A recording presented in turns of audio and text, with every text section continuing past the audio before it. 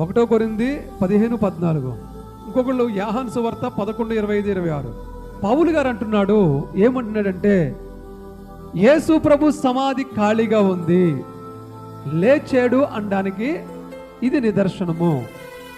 ఒకవేళ యేసు ప్రభు గాని తిరిగి లేవకపోతే మేము చేసే ఈ సువార్త వ్యర్థమే, మీరు దేవుణ్ణి నమ్ముకోవడం కూడా వ్యర్థమే. ప్రపంచంలో ఎన్నో సమాధులు ఉన్నాయి, ఆ సమాధులు ఏవి కూడా ఖాళీగా లేవు. కానీ యేసుక్రీస్తు సమాధి మాత్రమే ఖాళీగా ఉంది. ఆయన తిరిగి లేచాడు కనుకనే మేము కళ్ళారా చూసాం. కాబట్టి ఇప్పుడు ఎవరో చెప్తే నమ్మక్కర్లేదు. మనం మత్తయ్య గారు కళ్ళారా చూశాడు, ఆయన మత్తయి సువార్తలో రాశాడు. మార్కు గారు కళ్ళారా చూశారు, ఆయన మార్కు సువార్తలో రాశారు. లూకా ఆయన వైద్యుడు, ఆయన యేసు ప్రభు శిష్యుడు, ఆయన కళ్ళారా చూశాడు, ఆయన లూకా సువార్తలో రాశాడు. యోహాను గారు యేసు ప్రభు ప్రియ శిష్యుడు, ఆయన కళ్ళారా చూశాడు, ఆయన రాశాడు. ఇక పౌలు గారు ఉన్నాడంటే వీళ్ళందరినీ మించిపోయిన సువార్త చేశాడు. దేవుణ్ణి దర్శనము పొందినటువంటి గొప్ప భక్తుడు పౌలు గారు. ఆయన దేవుని గురించి సాక్ష్యం ఇస్తూ ఉన్నాడు.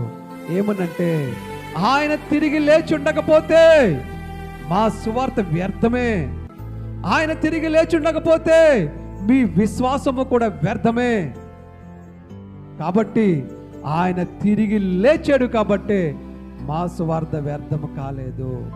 ఆయన తిరిగి లేచాడు కాబట్టి మీ విశ్వాసము కూడా వ్యర్థము కాలేదు అని పౌలు గారు సాక్ష్యమిస్తూ ఉన్నాడు.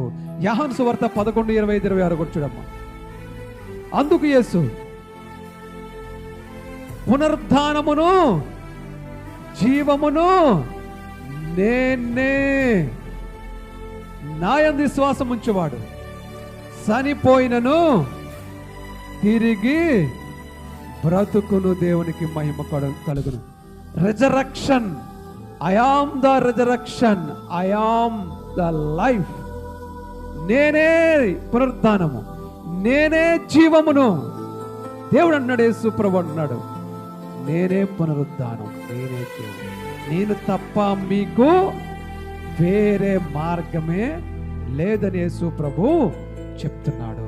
ఐ ఆమ్ ద వే, నేనే మార్గము, నేనే సత్యము, ఐ ఆమ్ ద ట్రూ, నేనే నిజము, నేనే సత్యము, నేనే జీవము, నేనే మార్గము, నేనే పునరుద్ధానము, నేనే జీవము. దేవునికి మహిమ కలుగును గాక. నా ద్వారా తప్ప ఎవరును పరలోకానికి తండ్రి దగ్గర చేరుకోలేరు.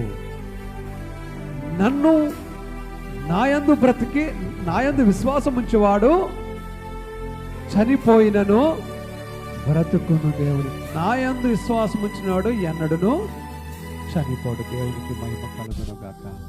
కాబట్టి మనము ఆయన యందు విశ్వాసము ఉంచాలి. ఆయన తిరిగి లేచిన దేవుడు కాబట్టి మనల్ని లేపుతాడు అని విశ్వాసం ఉంచాలి.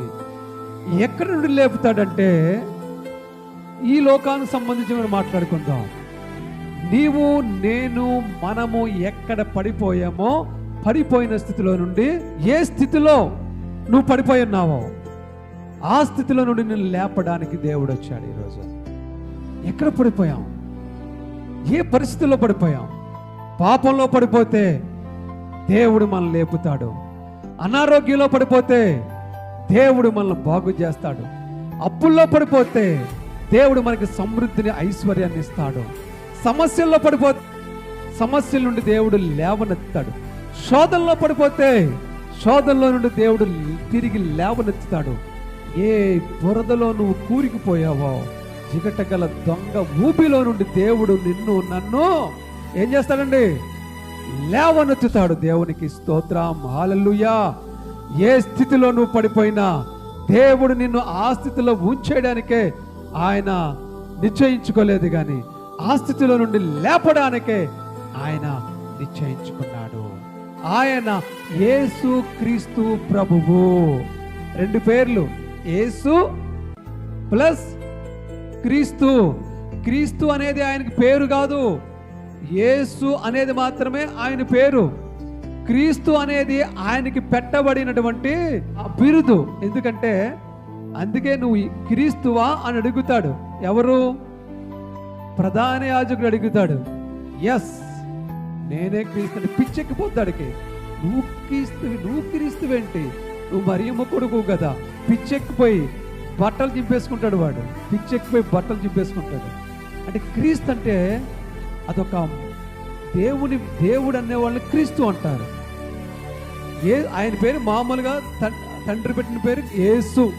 ఆయన పేరు క్రీస్తు అనేది ఆయనకి దేవుడిగా పంపబడినటువంటి పేరు. అది యేసు క్రీస్తు. దేవునికి మహిమ కలుగును గాక. హల్లెలూయా. కాబట్టి ఈ రోజున యేసు క్రీస్తు ప్రభువు నీ కోసం, నా కోసం ఆయన సమాధిని గెలిచి తిరిగి లేచి సజీవుడై నిలిచి మన యొద్దకు వచ్చినాడు. మనము ఏ స్థితిలో నుండి పడిపోయామో లేవనెత్తడానికి, ఏ పరిస్థితిలో నుండి పడిపోయామో లేవనెత్తడానికి, ఆరోగ్యము, ఐశ్వర్యము, క్షేమము, సమాధానము, ఆత్మీయ జీవితంగా పడిపోతే ఆత్మీయ జీవితంలో నుండి మనం లేవనెత్తడానికి ఈ రోజున మన మధ్యకు దేవుడు వచ్చిన్నాడు. అలాంటి పునరుద్ధానపు ఆరాధనలో మనం ఉన్నాం. అలాంటి జయశీలుడైన యేసయ్యను మనం ఆరాధిస్తూ ఉన్నాం. విజయశీలుడైనటువంటి యేసయ్యను మనం ఆరాధిస్తున్నాం. లేచి ఉన్న దేవుణ్ణి మనం ఆరాధిస్తున్నాం. అలాంటి గొప్ప దేవుడిని ఆరాధిస్తున్న మనము ధన్యులము. దేవుడి మాటలు దీవించి ఆశీర్వదించును గాక.